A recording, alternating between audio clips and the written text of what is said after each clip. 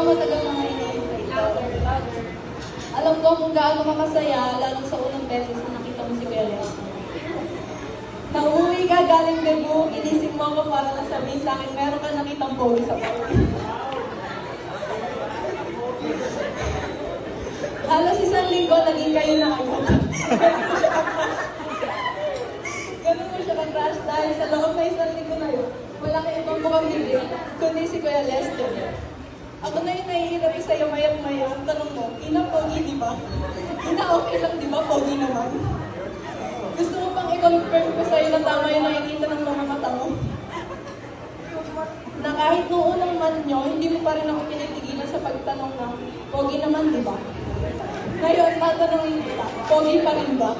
Pogi naman.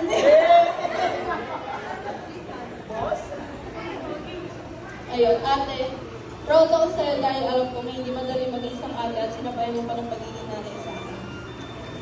Bilib ako sa pagiging independent mo at kung paano mo gawin ang mga bagay na ikaw lang mag-isa. You have been my confidant, my enemy, my human diary, and my best friend. To be honest, I can imagine my life na parang wala ko. You know kung gaano ako ka-dependent sa'yo. But now, masaya ako na dahil meron kang new chapter na bubuksan sa buhay mo. I'm glad to see you getting married to my best friend. Ama na sobrang tiyaga at mapagpasensya. Thank you sa pagmamahal kay ate.